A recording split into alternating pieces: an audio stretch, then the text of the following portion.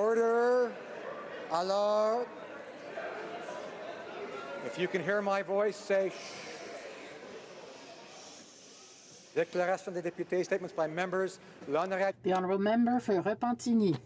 Mr. Speaker, yesterday the government said yes to 2 new pipeline projects. Strangely enough, just before a party organized on Parliament Hill by pipeline lobbyists.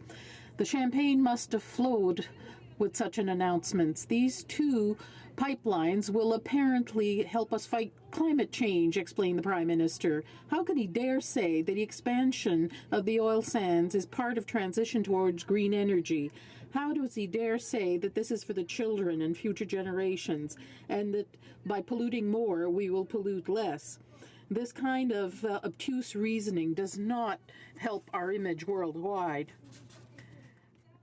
Climate change does not go on vacation.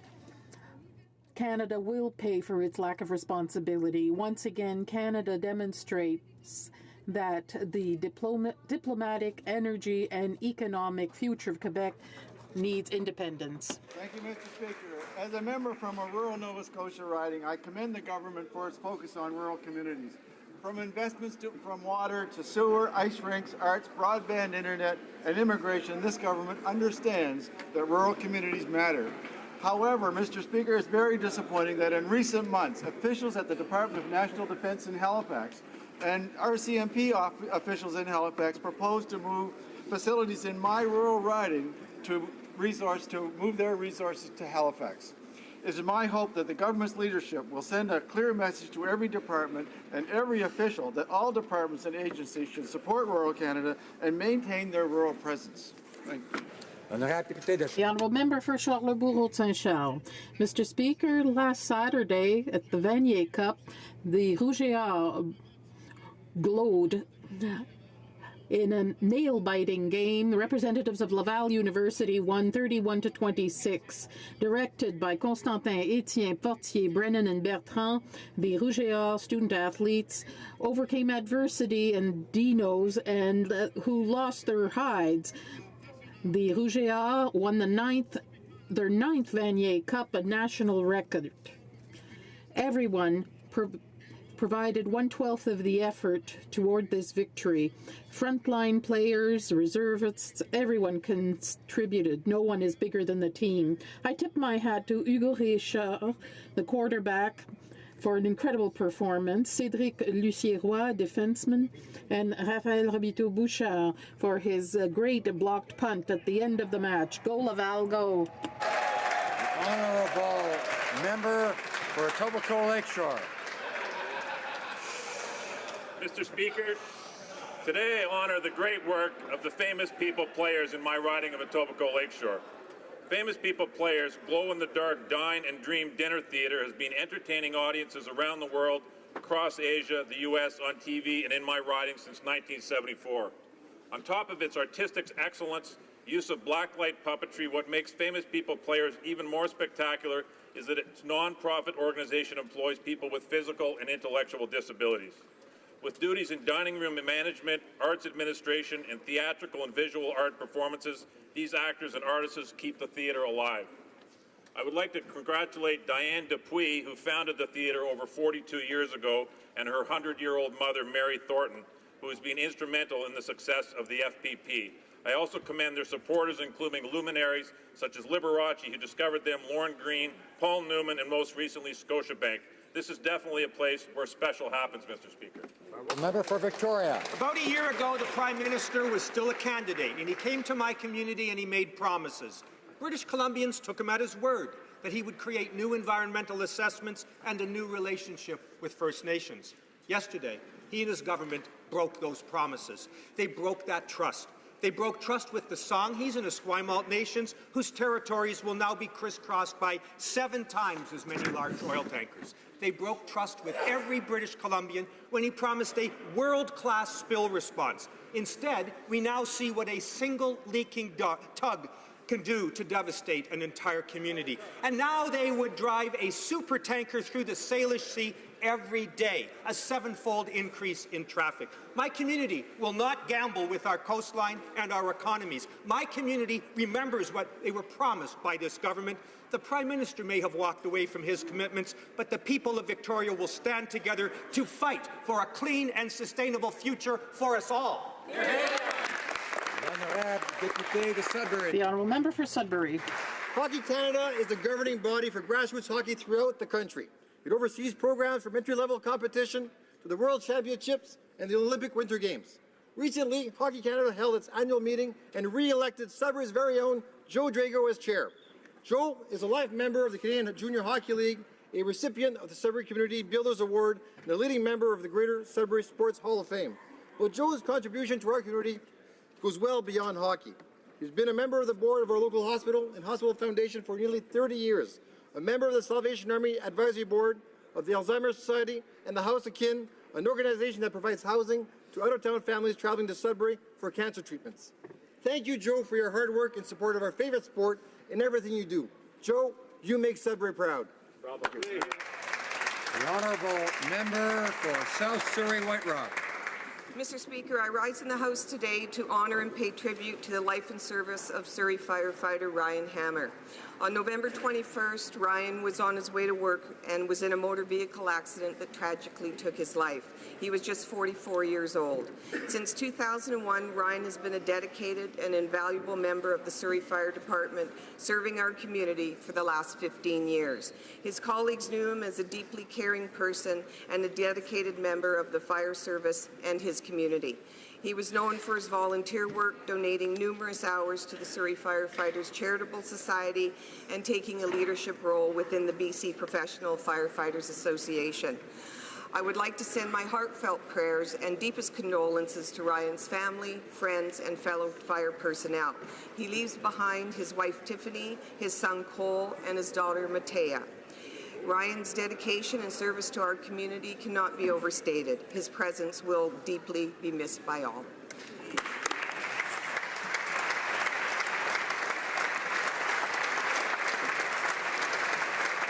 The honourable member for Humber River Black Creek. Mr. Speaker, Italian Canadians have contributed much to the building and betterment of Canada.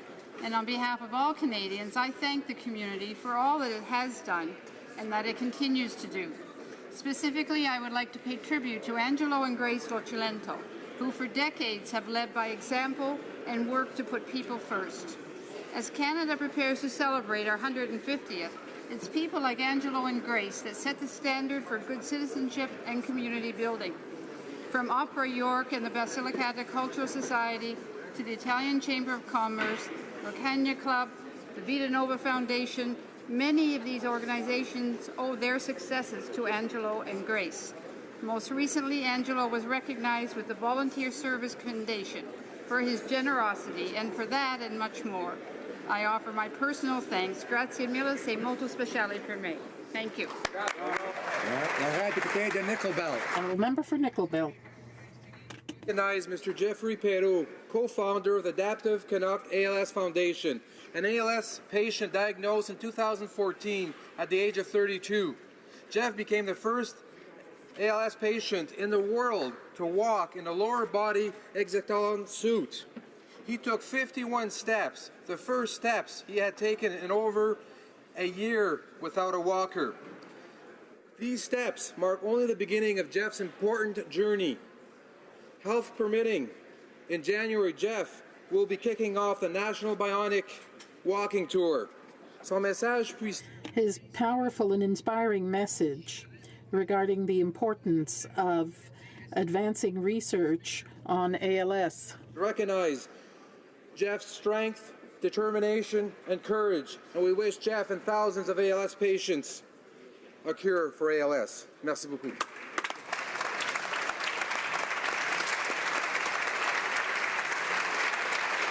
Honourable member for Saskatoon-Grasswood.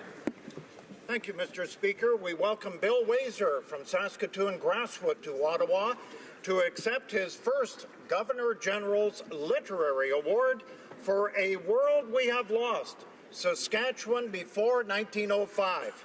This book is a great history lesson featuring Canada's first people and first explorers, and the formidable backdrop of Saskatchewan's climate, landscape, and peoples.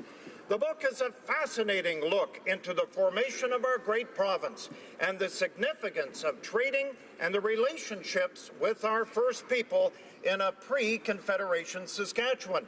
Bill Wazer has published over a dozen works and continues to be one of the top historians in our province, if not our country. But today, Bill Wazer will celebrate at the Governor-General's Awards for his work, A World We Have Lost, Saskatchewan Before 1905.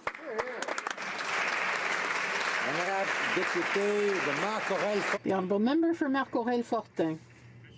Mr. Speaker, as we enter December, the last month of a year that helped us accomplish a great deal for our country and fellow citizens, I'd like to take this opportunity to thank the wonderful people of my riding of Marc-Aurèle-Fortin for their trust in me. I also want to take this opportunity to transmit my best wishes for the coming holiday season.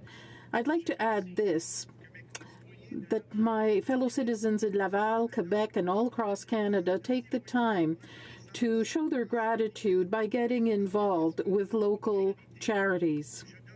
I myself will set an example on December 20th when I joined the volunteers of Moisson Laval for the traditional distribution of Christmas hampers. To close this year, to one and all, I wish serenity, health, and prosperity. The member for Sault Ste. Marie. Mr. Speaker, I'm honored to stand today in the House and recognize the important work of Refugee 705, a nonpartisan group in my riding of Sault Ste. Marie that helps connect citizens with local refugee sponsorship initiatives. I'm pleased that the Federal Sault Ste. Marie Liberal Association will be partnering up with the Refugee 705 this holiday season. On December 9th, our local refugees in Sault Ste. Marie are invited to take part in a holiday tradition, which will be including a city bus ride, which will tour the entire city and look at the beautiful holiday lights. Following this outing, hot chocolate and gingerbread cookies will be served, as no holiday tradition is truly complete without holiday treats. I encourage my colleagues here today, and indeed all residents of all communities, to partake in the various upcoming holiday traditions across Canada and to embrace the warmth, generosity, and open-heartedness that characterizes this season and this great nation. Thank you, Mr. Speaker. Honourable Member for Flamborough-Glanbrook. Speaker, each year in Israel, November 30th is set aside to commemorate the plight of more than 1 million Jews that were driven from their homes across the Middle East as a result of religious persecution between the 1940s and 1970s. Following the establishment of the State of Israel, anti-Jewish sentiment and systematic violence dramatically increased, forcing far too many families to flee their homes. I'm proud to share with the House that B'nai B'rith Canada, along with several community partners, have launched a week-long campaign to remind us of the suffering of these Jewish refugees and is looking to mark November 30th in Canada officially to honor them. Speaker, today is November 30th. With the stories and memories of Jewish refugees in our thoughts, I can assure the Jewish community of this. I and my colleagues will not tolerate, in fact, we will fight against anti-Semitism in all of its forms here in Canada and abroad. Hear, hear.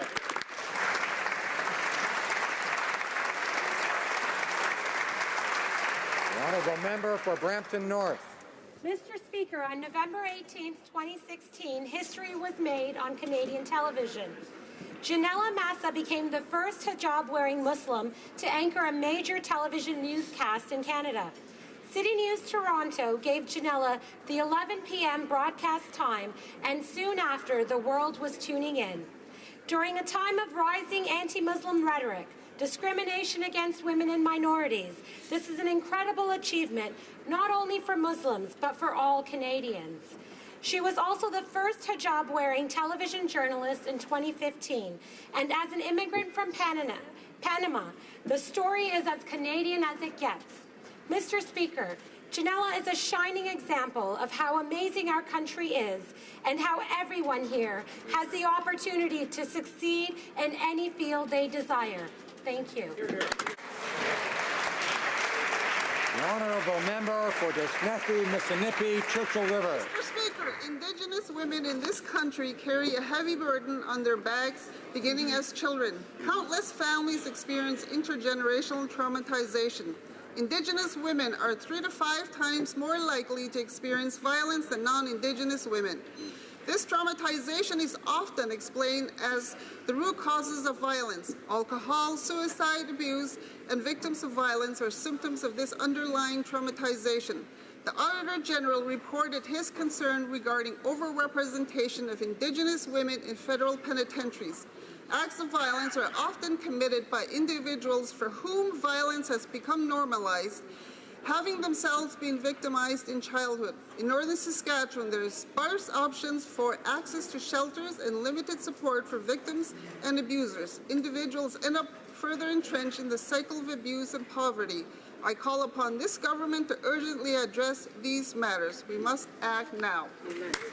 Honourable Member for Moose Jaw, Lake Centre, Lanigan. Mr. Speaker, it is with great sadness that I rise today to mark the passing of Saskatchewan Party MLA Roger Perrant at age 63. Only yesterday it was announced that Roger had been diagnosed with cancer, and then literally just hours later, Roger passed away at the Royal University Hospital in Saskatoon. Roger had been an MLA since 2011. Before his election, he had long been an advocate for Aboriginal and poverty issues in and around Saskatoon. He had been involved with the Saskatoon Homelessness Initiative, the Saskatoon Aboriginal Economic Development Council, the Saskatchewan Committee on Aboriginal Procurement, and the Métis Nation Saskatchewan. His contributions to the community and to the lives of individual people were many. Needless to say, his passing comes as a complete shock to the people of Saskatchewan, particularly to those who knew him well and who loved him. Our thoughts and prayers go out to his wife Sheila, the entire Perrant family, and his many, many friends throughout Saskatchewan, to whom we offer our most sincere condolences and sympathies. Thank you, Mr. Speaker.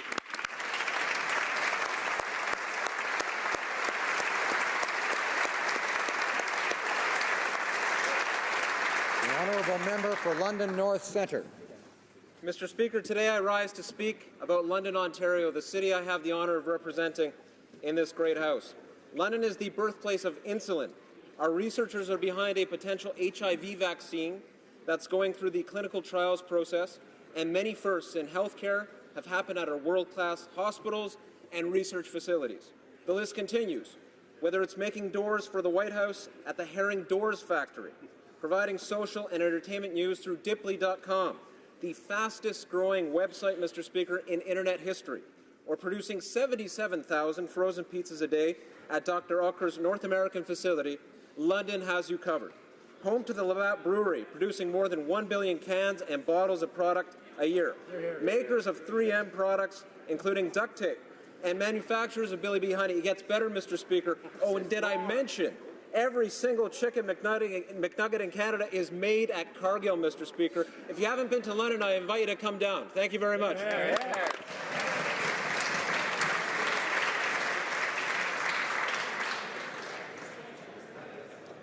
Oral questions, questions orales. The Honourable Leader of the Opposition.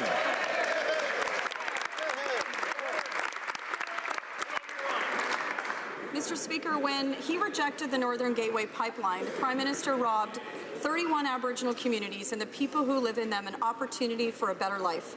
These First Nations stood to benefit directly from almost $2 billion in job creation agreements that would have built desperately needed housing and schools while employing thousands of young Aboriginal Canadians. The Prime Minister had a choice to proceed with more Aboriginal consultations and find a way to get to yes for this project. So can the Prime Minister explain why he's taking away hope and opportunity for these First Nations?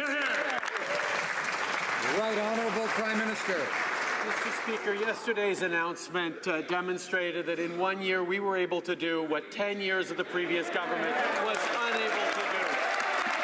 We were elected on a solemn commitment to both grow the economy and protect the environment at the same time, and that's exactly what we've done. By doing this, by demonstrating that we've listened to Canadians, we understand their concerns, both about jobs and about the future, but also about protecting the environment for generations to come. We acted in a way that was consistent with what Canadians have been asking for. The Honourable Leader of the Opposition. Mr. Speaker, what the Prime Minister did yesterday was denied hope and opportunity to thousands of young Aboriginal Canadians. And the Prime Minister had a choice. He had a that he made a political decision at their expense to take Gateway off the table, even as an option to move our resources when we need as many options as we can get. The 31 First Nations and Métis equity partners in Gateway have said that they are shocked and disappointed at his decision. They wanted to see consultations continue. So how can the Prime Minister justify killing good jobs for young Aboriginal Canadians? Right, Honourable Prime Minister. The fact of the matter is that party opposite has never understood that the way to build a strong future is by both protecting the environment and creating good jobs. The fact that they have never understood that those two things go together is why they're flailing about for things to say today when we got done what they were unable to do for 10 years. Honourable Leader of the Opposition. Well, Mr. Speaker, it's been a year, and under the Prime Minister's watch, not a single new full-time job has been created in our country. And it's about to get a lot worse with the election of Donald Trump. Canadian families are worried that the Prime Minister doesn't have a plan to deal with the new U.S. administration. While the Prime Minister raises taxes on Canadians, the Americans are planning to cut taxes by more than half. So what is the Prime Minister's plan to ensure that good jobs don't move to the United States? Right, Honourable Prime Minister. Well, for one, the announcement we made yesterday will ensure that our natural resources will be able to reach markets overseas. The fact that we can now diversify to a greater degree and reduce our dependence on the U.S. market is a key thing. But as always, we will engage in constructive ways with the incoming American administration to protect Canadian jobs, to uphold our interests, and to demonstrate that we are the party that is working seriously to grow the economy, create good middle-class jobs, and a better future for all Canadians. Order. Honourable Leader of the Opposition. Mr. Speaker, a press conference does not build a pipeline. All the Prime Minister did yesterday was approve a pipeline. Now the difficult work begins. And the very people that oppose this pipeline are his supporters and the people that helped him get elected. So, Mr. Speaker, my question to the Prime Minister is, when is he going to go out to British Columbia and convince the very people that oppose this pipeline to get on board? Honourable Prime Minister. The fact is, Mr. Speaker, we recognize that on big decisions there will be people on both sides of any important decision. We made a decision based on national interest to create good jobs and to make sure that we are consistent with reducing climate emissions by reducing the amount of oil by rail, for example. This is our commitment to Canadians, that we will grow the economy in the national interest and protect the environment for generations to come, and that's what we succeeded in doing where the Conservatives failed. Mr. The Prime Minister has not succeeded yet. No kidding. Mr. Speaker, the CBC receives more than $1 billion a year from taxpayers, and now they're looking for an extra $400 million a year. That would mean another $46 for every man, woman, and child in this country. Money that Canadians cannot afford. We're already $30 billion in deficit, and we cannot afford to keep spending. So will the Prime Minister assure Canadian families that they won't be on the hook for this? Do the right thing and just say no. Right, Honourable Prime Minister. Once again, Mr. Speaker, the Conservatives are demonstrating that they don't understand the importance of cultural industries, of artists, of creators, not just to Canadian identity, but to growing the economy. The fact is, investing in the stories that bind us together as a nation in both official languages, ensuring that Canadians understand each other's lives and experiences is at the heart of the mandate of the CBC, and listening to Canadians is exactly why we are on this side of the House and they are stuck in opposition. Order. Member for Outremont. Mr. Speaker, the Prime Minister has spoken passionately about reconciliation with First Nations, about a true nation-to-nation relationship. The words we use matter, but the actions we take, of course, matter more. With 59 First Nations saying they were not meaningfully consulted on Kinder Morgan, how can the Prime Minister believe that he has the social license to proceed? Prime Minister. In any decision, there are going to be people on both sides of a major decision. And the fact that 39 different Indigenous communities signed agreements worth over $300 million in benefits to them for the Kinder Morgan pipeline, and the fact that Indigenous communities a number of Indigenous communities are disappointed that we turned down the Northern Gateway process shows that both sides have been listened to, and we made decisions in the best interests of Canadians. The Honourable Member for Outremont. Oui, merci, Monsieur le Président. Well, thank you, Mr. Speaker. The Prime Minister led many people to believe that he would take a different approach from Stephen Harper. He led many people to believe that he would never approve an energy project using the same flawed examination process as Stephen Harper. Many Canadians feel betrayed and deceived today. Can the Prime Minister tell them honestly that things would have been different if Stephen Harper had still been in power? The Right Honourable Prime Minister. Oui, Monsieur le Président. Yes, Mr. Speaker. What we did by establishing carbon pricing, by protecting our oceans, this was unprecedented, but across the world, by showing that we understand how working with the provinces is constructive, how important it is for meeting our emissions targets for greenhouse gases, by showing that we understand that the economy and the environment go together. The NDP never understood that to create good quality jobs, choices must be made, and to protect Canadians and the future for their families, we need to protect the environment at the same time. Mr. Speaker, real reconciliation must include extensive consultations. And true reconciliation also means not taking First Nations to court needlessly. A Manitoba judge has struck down a pernicious requirement that residential school survivors must somehow prove the perpetrator's intent in cases of sexual assault of children. Really? Will the Prime Minister withdraw this despicable appeal that is making it even harder for residential school survivors to receive long overdue compensation? Right Honourable Prime Minister.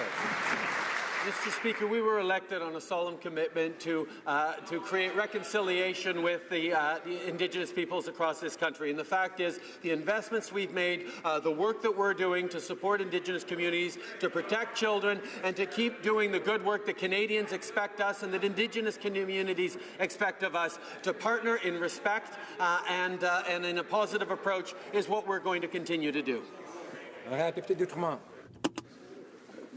Speaker, my question for the Prime Minister. Will 2015 be, quote, the last election under first past the post? Yes or no? Right Honourable Prime Minister. We made a commitment to ensure that 2015 was the last election under first past the post, and that's why we're working with parties across the country, parties across this House and Canadians across this country to figure out how to best improve our electoral system. There's a broad range of opinions out there, and I very much look forward to the report of the committee tomorrow and to the consultation that we've launched directly with Canadians to weigh in on the values that they have. I encourage Canadians to look to their mailboxes next week and participate in the national survey so we can hear their views on electoral reform. Honourable Member for Lac-Saint-Jean. Mr. Speaker. Mr. Speaker, consultations with U.S. partners have confirmed two important things. In 2006, there was a softwood lumber agreement thanks to strong political will by Prime Minister Harper. At present, there has not been a strong political will to renew the agreement by this Prime Minister, and that has put us in a weakened position, Mr. Speaker. Even if the Prime Minister didn't keep his word to resolve this issue in 100 days following Obama's visit, can he resolve it and settle it today, Mr. Speaker? The Honourable Minister. Thank you, Mr. Speaker. I must point out that the softwood lumber agreement expired under the previous government. Canada is prepared for all situations, and we will vigorously and proudly defend the rights and interests of workers and producers. In the past, courts have always ruled in our favor, and we're confident that they will continue to do so. I will continue negotiations with Ambassador Froman this weekend in Geneva. We're looking for a good agreement for Canada, not just any agreement. Alors. The Honourable Member. The agreement expired during an election period, and now we're talking about 10 years of peace in the forestry industry, thanks to our former government, Mr. Speaker. We shouldn't be surprised, Mr. Speaker, that 7 ministers in the government, 7, voted against the softwood lumber agreement in 2006 when they were opposition members. Mr. Speaker, are we going to be able to take this file seriously and get an agreement signed, an agreement that will be good for the 300-some thousand forestry workers in this country? The Honourable Minister. We are committed to protecting the forestry system in Quebec and Canada, and we will continue to include that in all of our negotiations. We are confident that the forestry sector in Canada is operating while fully respecting international rules. I have spoken to Mr. Blanchette in Quebec, and I'm eager to meet again with him, with the Quebec Minister for the Economy and my colleague, the Minister for Natural Resources. That will be next week. We are working for Canada and for Quebec. For Chilliwack Hope. Mr. Speaker, yesterday the Prime Minister tried to have it both ways on pipelines. He supported the Trans Mountain pipeline because of the science, the evidence, and the conditions imposed by the independent National Energy Board regulator. He said the Liberals would not accept any political arguments against Trans Mountain. Then he killed the Northern Gateway pipeline and the thousands of jobs that go along with it based entirely on political arguments. Why was the exact same independent regulatory process that was so good for Trans Mountain so bad for Northern Gateway? The Honourable Parliamentary Secretary to the Minister of Natural Resources. Thank you, Mr. Speaker. The TMX and Line 3 projects received government approval because they meet our standards on the environment, but not all pipeline projects meet this strict criteria. The Government of Canada has directed the National Energy Board to dismiss the application for Northern Gateway Pipeline. After consultations, it has become clear that the project is not in the best interests of the local affected communities, including Indigenous peoples. The Great Bear Rainforest, Mr. Speaker, is no place for a pipeline, and the Douglas Channel is no place for tanker traffic. Thank you. Member for Chilliwack Hope. Mr. Speaker, they're completely making it up as they go along and have abandoned the scientific, evidence-based decision-making process.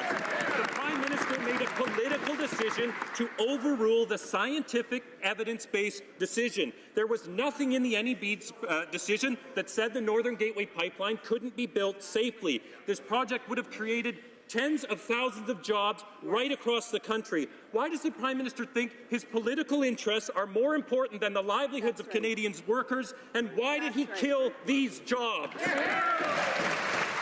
Honourable Parliamentary Secretary. Thank you, Mr. Speaker. As we've said, we accomplished more in 1 year than they did in a decade.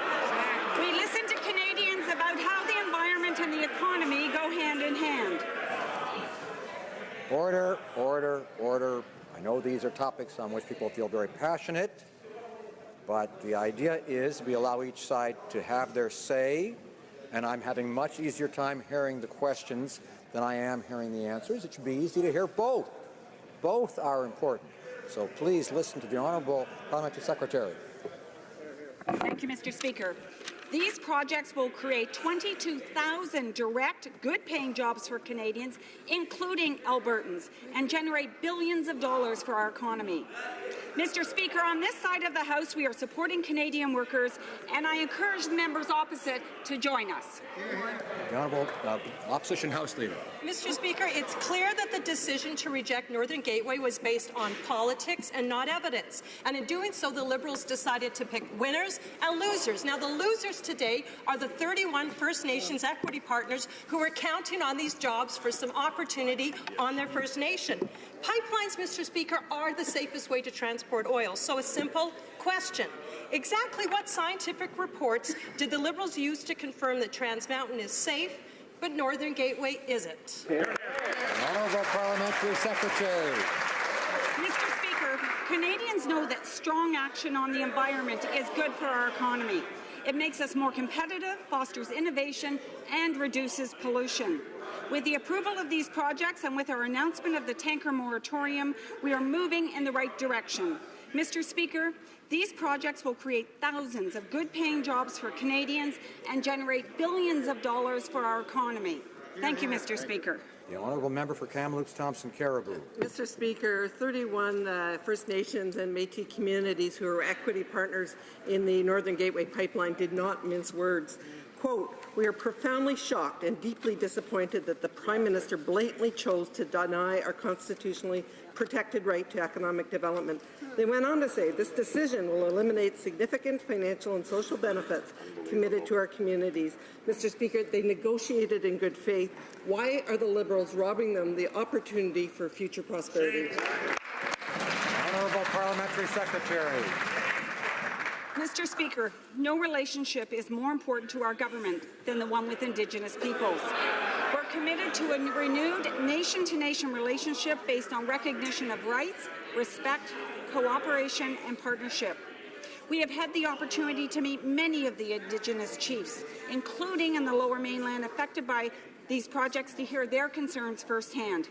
Our government continues to work with Indigenous leaders in the development and of our sustainable natural resources. Thank you. Order. I know that members are capable of self-discipline, including the member for Cypress Hills Grasslands. He's a farmer, after all. He's got to be disciplined a lot of the time, so I know he can do it here, too. The honourable member for Edmonton Strathcona. Mr. Speaker, this government promised Canadians that if they were elected, they'd base their energy decisions on scientific evidence. In reviewing the Kinder Morgan project, the NEB heard clear scientific evidence that a 7-fold increase in oil tanker traffic through the Salish Sea would deliver a near-certain extinction for the southern resident killer whale pod. The NEB agreed these are significant adverse effects. How does this government explain ignoring the science with the resulting death sentence to these threatened whales? Here, here. The Honourable Minister of Fisheries. Mr. Speaker, our government shares the honourable member's concern for the importance of protecting the southern resident killer whale population. This is a population that has been under stress for many years. There are 3 principal factors which have contributed to this stress: contaminants in the water, their inability to find sufficient prey, in this case often Chinook salmon, and the increased noise represented by a whole series of marine traffic. Mr. Speaker, I'm prepared to tell the House and all Canadians the Minister of Transport and I have a very ambitious plan to more than mitigate all of these measures to ensure that these iconic species survive. The member for Port Moody Coquitlam. The Kinder Morgan pipeline will triple the capacity of the current pipeline and increase tanker traffic in Vancouver's harbour 7-fold. The likelihood of a spill from the pipeline or a tanker is as high as 97%, which would devastate the environment and the economy of the entire region. Why are BC Liberal MPs turning their backs on British Columbians, ignoring the evidence, and putting politics before safety? The Honourable Parliamentary Secretary to the Minister of Transport. Thank you very much, Mr. Speaker. Our government is committed to achieving a world-leading marine safety system, one that will meet Canada's unique context. And that is why the Prime Minister announced our new $1.5 billion National Oceans Protection Plan. And this will allow us to put in place concrete measures to enhance marine safety, to prevent and to better respond to marine pollution incidents. We will work with partners, including Indigenous and coastal communities, to develop, update, and modernize regulations and other tools to better respond to community issues related to marine traffic. Thank you. Member for Barrie Springwater, Oro Medonte. Mr. Speaker, on November 16, stock trading on the TSX was halted for Canopy Growth after their stock doubled for no apparent reason. Canopy was founded by Chuck Raffici, the former Chief Financial Officer of the Liberal Party of Canada. Now, Canopy is refusing to answer questions about allegations that insider information was used to influence stock trading. Mr. Speaker, was the Marijuana Task Force report leaked? Honourable Minister, order.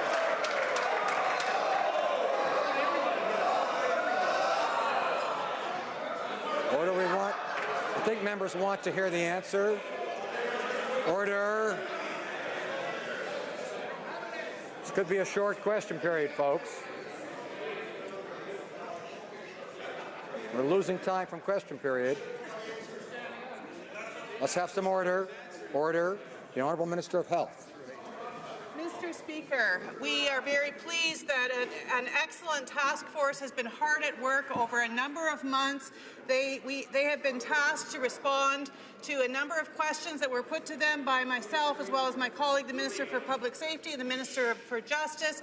We look forward to the task force delivering its document later today, and in due time it will be made public to all Canadians. Honourable Member for Barrie, Springwater, Oro Medonte. Well, Mr. Speaker, the Liberal cabinet is not the only ones questioning what happened. Even stock experts are. Stock analysts are being quoted saying, why did it move? Nothing special seemed to be going on, so this is highly unusual. We know that Liberals used the Marijuana Task Force report, and now it's signed, sealed, and delivered. And on November 16th, Liberals were made millionaires using marijuana stocks. Was this insider trading? And what is the minister going to do to prove that it wasn't? The Honourable Minister of Health.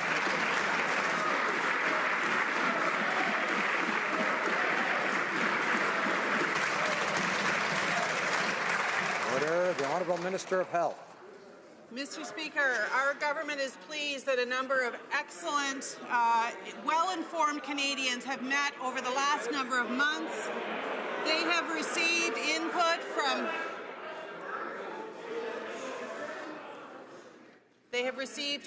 from thousands of Canadians who have commented on the discussion paper related to the introduction of legislation, a new project that will require legalization, regulation, restriction of access to cannabis. We look forward to receiving the report, which will be delivered by the task force later today. The Honourable Member for Lévis-Lotbinière. Thank you, Mr. Speaker. Chuck Ravici was the Chief Financial Officer for the Liberal Party of Canada and co-founder, CEO of Canopy Growth Corporation. Canopy Growth Corporation stock doubled on November 16th. Mr. Speaker, generally, stocks don't double overnight. There may have been a leak from the task force on marijuana. Mr. Speaker, what processes have the Liberal government put in place to ensure that the recommendations put forth from this task force are not disclosed? The Honourable Minister of Justice. Thank you, Mr. Speaker.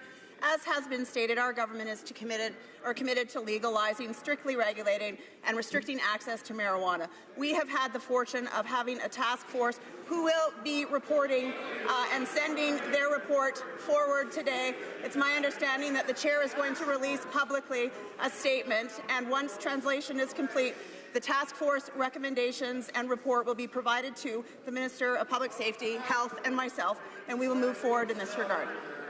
Member for Red Deer Lacombe. Order. So, Mr. Speaker, Canopy Growth Corporation, which 2 weeks ago had a market capitalization of over $1.7 billion, was co-founded by the former Chief Financial Officer of the Liberal Party of Canada, Chuck Ravici. But it gets worse, Mr. Speaker. Laurier Club Liberal donors Bruce Linton and Mark Zakulin are also large shareholders and executives of Canopy Growth. Mr. Speaker, something doesn't add up here unless you're a well-connected Liberal pot shareholder. What preferential information did these well-connected Liberals get in return for their large Liberal Party donations? Great question.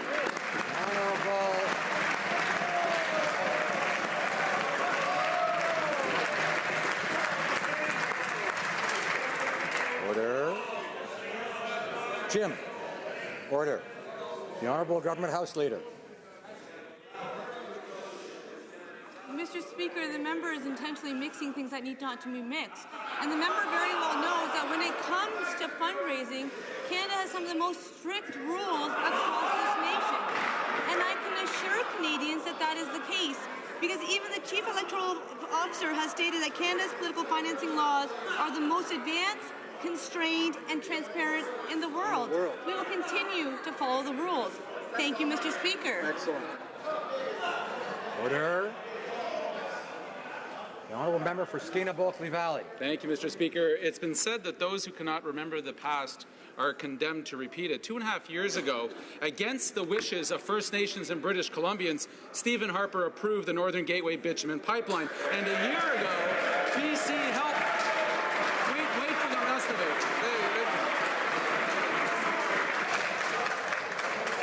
Order. The honourable member for Skeena-Bulkley Valley has the floor. We need to hear the question. And a year ago, British Columbians helped throw them out of office.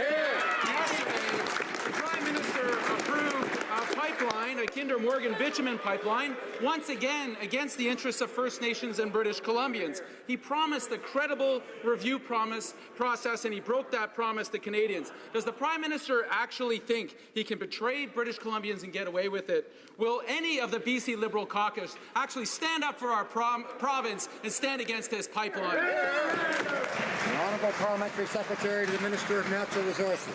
Thank you, Mr. Speaker. Yesterday, Canada took a step forward in supporting thousands of good-paying middle-class jobs. Our government had taken concrete actions to protect our coasts, put a price on pollution, while finding new markets for our resources. But don't take my word for this. This is what Alberta NDP Premier Rachel Notley had to say. We don't have to choose between the environment and building the economy. Canada is going to be a global leader on climate change, and our country will still create jobs and greater economic equality. Mr. Speaker, the Alberta NDP seems to get it. When will the party opposite? The honourable member for Esquimalt, Saanich, Sooke. Well, Mr. Speaker, while BC Liberal MPs sit silent, BC New Democrats stand united to fight the Kinder Morgan pipeline. Mr. Speaker, southern resident killer whales were designated as endangered more than a decade ago, yet neither the Conservatives nor two Liberal governments have ever produced the recovery strategy required by law. Instead, we get yet another vague promise today. How could the Liberals betray British Columbians and approve the Kinder Morgan pipeline without a recovery plan in place, knowing that this project could wipe out these iconic orcas? Honourable Minister of Fisheries. Mr. Speaker, my colleague knows very well that the Department of Fisheries and Oceans outlined a draft plan and made public a draft plan this past summer. We received over 11,000 comments from British Columbians and other Canadians. Those are being incorporated into a new action plan which will be released in January, which will take into account these suggestions from Canadians. And Mr. Speaker, make no mistake about it, the Minister of Transport and I will take our responsibility to protect these iconic orcas, and will do what's necessary to ensure that they not only survive, but that they recover. The honourable member for Pickering-Uxbridge. Mr. Speaker, earlier today, Statistics Canada released the quarterly GDP numbers for Canada. Would the Minister of Finance please update this House with what Canada's GDP performance was in this quarter of this year? Yes. The Honourable Minister of Finance. Order. Mr. Speaker, I'd like to thank the member from Pickering-Uxbridge. Today's numbers are indeed good news for Canada, but it's what behind the numbers that's particularly important. Order. I ask the member for Elmwood, Transcona, and others to quietly listen to the answer. We each get our turn here, each side does. So let's ensure we can hear both the questions and the answers. The Honourable Minister of Finance. Mr. Speaker, as I was saying, today's numbers are indeed good news, but it's what's behind the numbers that's particularly important. It's the strength and resiliency of the people in Fort McMurray as they rebuild their homes that are not only helping them but contributing to our broader economy. And the story's even better. It's the generosity of Canadians that have worked together to make this happen. That, Mr. Speaker, is a wonderful story, one we're going to build on as we build Canada's economy. The honourable member for Beauport-Limoilou.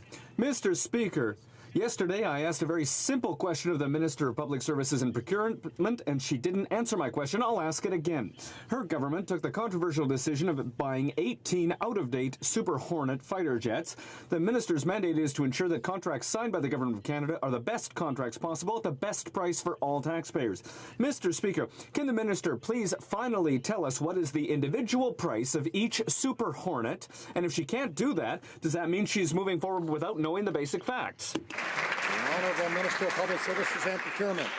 Mr. Speaker, I thank my colleague for his question. We made a decision that was in the best interest of our men and women in uniform to get them the equipment they need to cover off a capability gap. We are in the process now of working with Boeing and the U.S. government to determine the best way forward. We will have an interim fleet to take care of our men and women in uniform. I am not going to stand here and prejudge what the value of the contract will be. We are going to negotiate. We have an idea what that cost will be, but it will be foolhardy for me to stand here and discuss with you and with anyone else before doing so with the U.S. government and with Boeing. The honourable member for Beauport, Limoilou. The truth is straight simple. She's not answering because she doesn't know the cost of the plane. That's what we call bad governance, Mr. Speaker.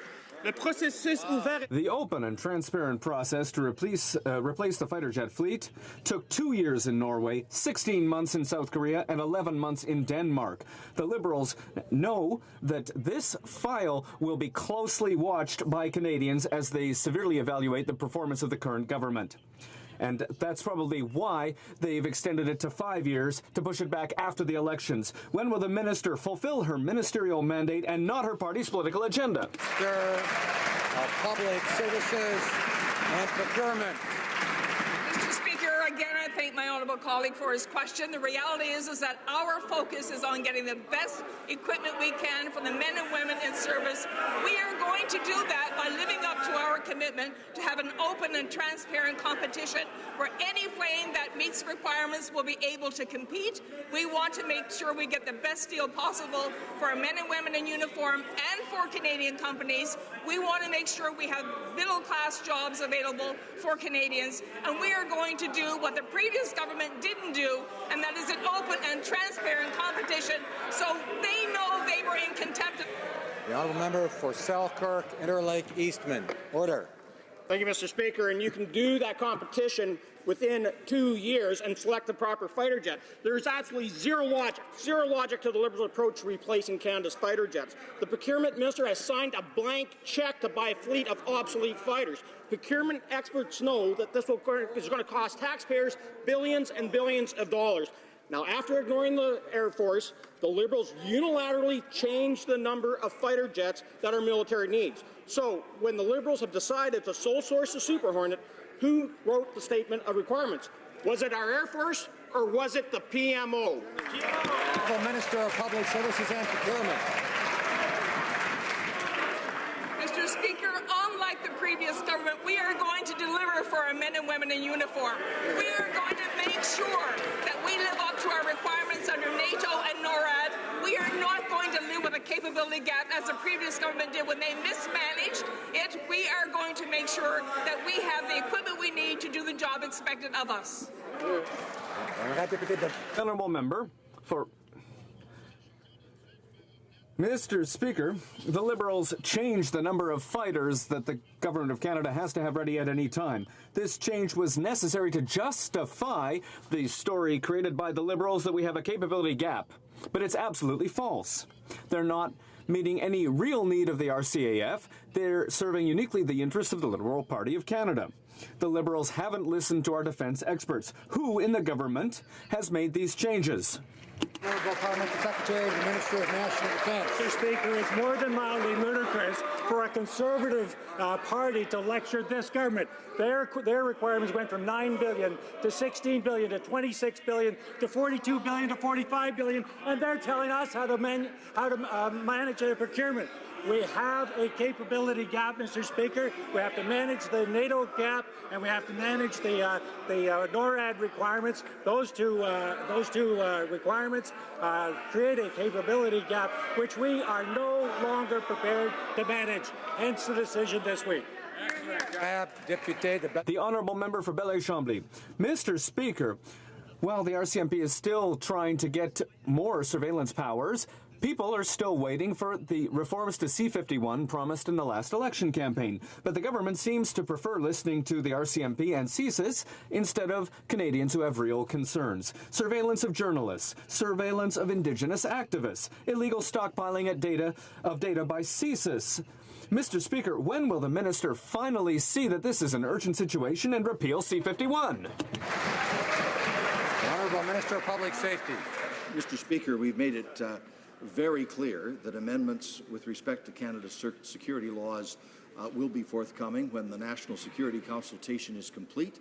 That consultation, by the way, online will finish on the 15th of December. The government will then continue to examine the input from Canadians and take their advice into account as we shape a new security framework for Canada that benefits from the input of ordinary Canadians. The honourable member for Sherbrooke. Thank you, Mr. Speaker. The Auditor General's report is damning for the Canada Revenue Agency. Some taxpayers wait more than 896 days before getting an answer from CRA, and the CRA has accumulated 171,000 contested tax files that are sitting on desks, and delays take 4 times longer than in other countries. Governments come and go, but the problems remain. It takes more than words now, it takes action. So for a minister who wants to improve services, does she find that it's normal that Canadians have to wait more than 2 years before getting an answer from her department? The Honourable Minister of National Revenue. Mr. Speaker, I'd like to thank the Auditor General for his report, and I will say that the CRA welcomes the 8 recommendations in the report. Canadians need access to good services from the agency. That's at the heart of my mandate letter, and I have committed to do everything to respect that mandate. It's important to note that an action plan to reduce processing times is already underway, and it will be ready at the beginning of 2017. Carlton.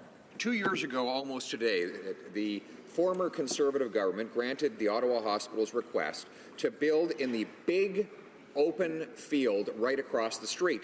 Problem solved until the Liberal Minister for Ottawa Centre stepped in, delayed the process for a year, and last week tried to force the Ottawa Hospital to move to a location it had twice rejected. Unbelievable. Now, the Ottawa Liberal Mayor, Liberal MPPs, and pretty much everyone else is disagreeing with her decision. The Liberal Minister for Ottawa created this mess. Will she reverse her decision and let the hospital build in the place that it chose?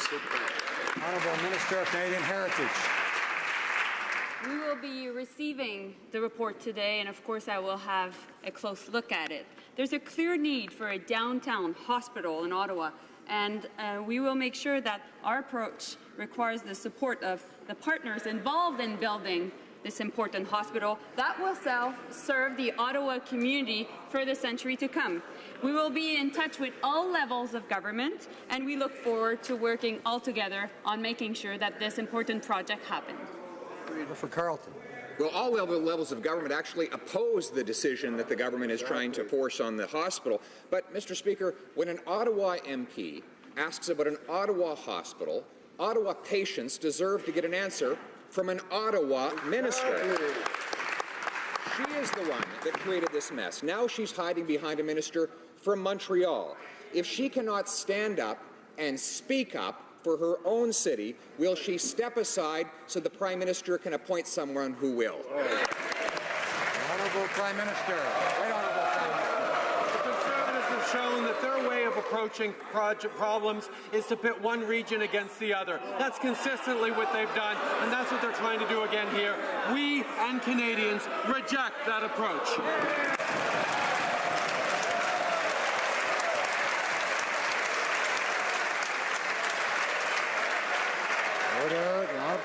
Order.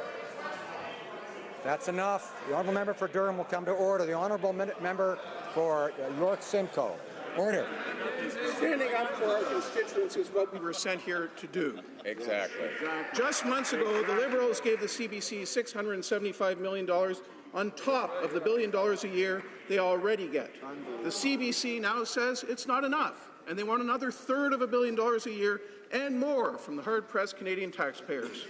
When it comes to the CBC, it seems it's just never enough. The Liberals say they are open to this request from their friends. Will someone over there finally take the side of the taxpayers and halt the convoy of Brinks trucks to the CBC? Honourable Minister of Canadian Heritage. I must remind the honourable member that we reinvested $675 million in CBC Radio Canada because there were important cuts in the past 10 years that really affected negatively our public broadcasters. Absolutely. And I would also advise my colleague in front that We just did public consultations on Canadian content. And the reality is that the members of the NDP and the Bloc participated in consultations, and nobody from the Conservative participated in it. And what we clearly heard is that Canadians love this. Honourable member for Calgary Skyview. Thank you, Mr. Speaker. Mr. Speaker, yesterday the government announced several important decisions that will create more good middle-class jobs while protecting environmentally sensitive areas. Can the Minister of Natural Resources please inform this House what steps are being taken to create the prosperity we seek while we preserving the environment we all cherish? Thank you, Mr. Speaker. Honourable Parliamentary Secretary. Thank you, Mr. Speaker, and I'd like to thank the member from Calgary Skyview for his question. Mr. Speaker, Canadians have clearly told us that the environment and the economy must go hand in hand. That's why our government has done the hard work to price carbon pollution, to protect our oceans and coastlines, and put in place world-leading safety standards for pipelines. Our announcement yesterday will create thousands of good middle-class jobs and generate billions of dollars for our economy. That's money that can be invested in hospitals, roads, schools, and clean energy initiatives, leaving a cleaner, more prosperous country for our children and grandchildren. Thank you, Mr. Speaker. Honourable member for Foothills. Mr. Speaker, Mr. Como was charged with buying beer in Quebec and taking it home to New Brunswick, but he won his fight in court. Yesterday, New Brunswick announced that they will appeal this decision to the Supreme Court of Canada.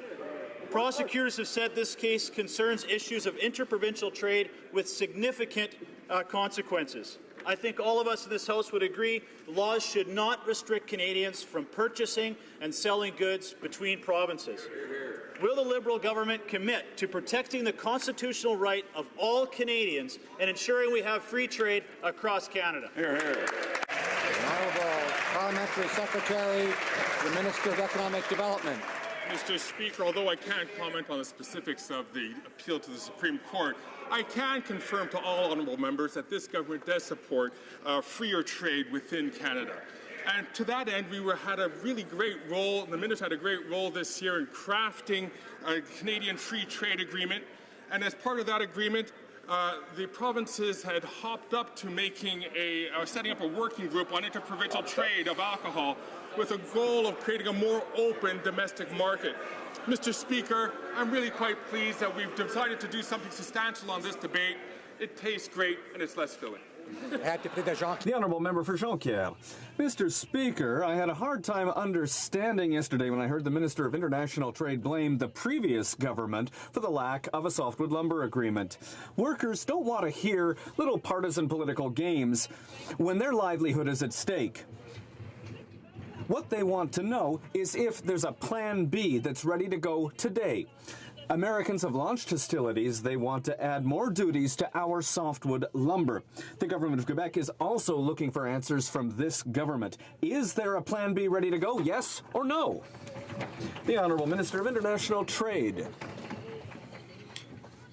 We will defend the interests of our industry proudly. Last week, André Tremblay, the President and Director General of the Quebec forestry industry, said that our government is doing, and I quote, excellent work. The premiers of the provinces and territories have also saluted the work done by the federal government to attempt to conclude a new softwood lumber agreement. But, Mr. Speaker, we are looking for a good agreement for Canada, not just any agreement. Member for Glengarry, Prescott, Russell.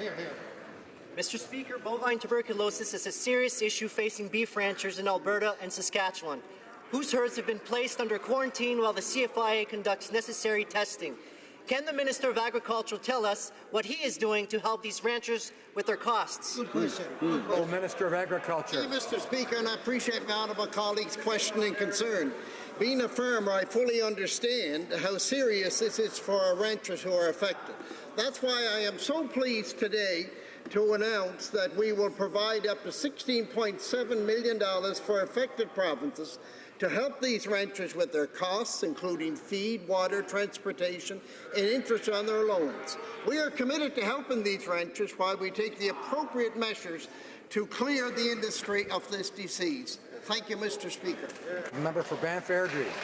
Mr. Speaker, last week in shocking testimony before a Senate committee, the Chief Electoral Officer said that there is no way to restrict or prevent foreigners or foreign organizations from trying to influence Canadian elections.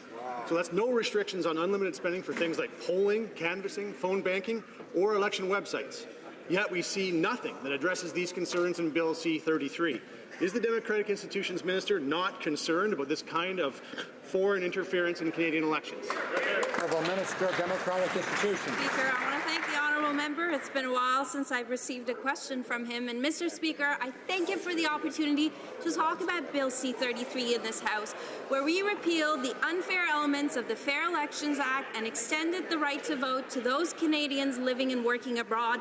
Mr. Speaker, our Chief Electoral Officer, to whom we are all indebted to, has provided a report based on the results of the last election. We and the very special committee, PROC, will be delivering their report and their recommendations, and we will have an opportunity to debate that in this House. A member for Saanich Gulf Islands. Thank you, Mr. Speaker. Many British Columbians believed the Liberal election promises last year. I myself did. I believed the Liberal campaign promises that the National Energy Board process was so badly broken that no pipeline could be approved as a result of that process. No magical process has intervened, no testing of the evidence. There are no facts to justify this decision, and we know that Dilbit cannot be cleaned up if spilled. I would ask the Prime Minister to reconsider and suspend yesterday's decision to find the facts and the evidence that will show that approving Kinder Morgan is not just. Right Honourable Prime Minister. The fact is, Mr. Speaker, that the interim process we put in place both extended the consultation period with Indigenous Canadians and strengthened the science applied. But we understand and we made commitments throughout the election campaign and leading up to it that getting resources to market in smart, sustainable ways was a fundamental responsibility of the Prime Minister and of the Canadian government. One that was failed by the previous government, one that we have delivered today. This will conclude question period for today.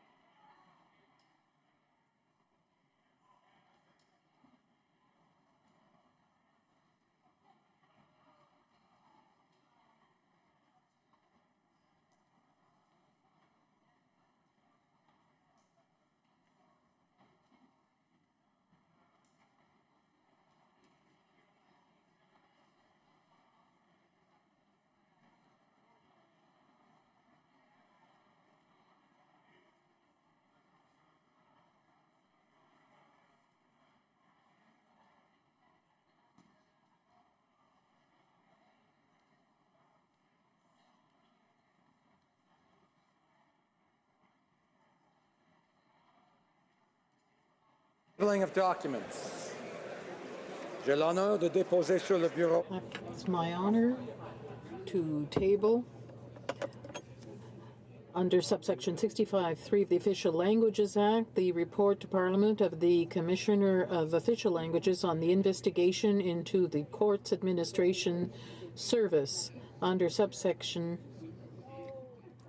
65(3), this committee is deemed referred to the Standing Committee on Official Languages. Parliamentary Secretary to the Government House Leader. Yes, thank you, Mr. Speaker. Pursuant to Standing Order 36(8), I have the honour to table in both official languages the government's response to 20 petitions. And, Mr. Speaker, while I'm on my feet, I would also move, seconded by the member for Orleans, that the House do now proceed to orders of the day. I see the opposition House Leader is rising on a point of order.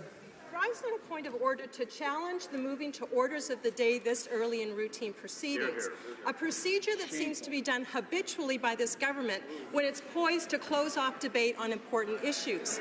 In this case, the government has already limited debate on the third reading stage of C-26, which is scheduled today.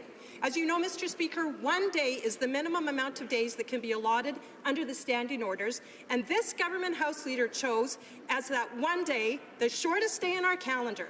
Now, I won't take up more of this House's time on that point before I get back to my procedural intervention, but I do want to say one thing. This House expected more than a minimal effort from this so-called new-tone government House Leader, and we're very disappointed. Mr. Speaker,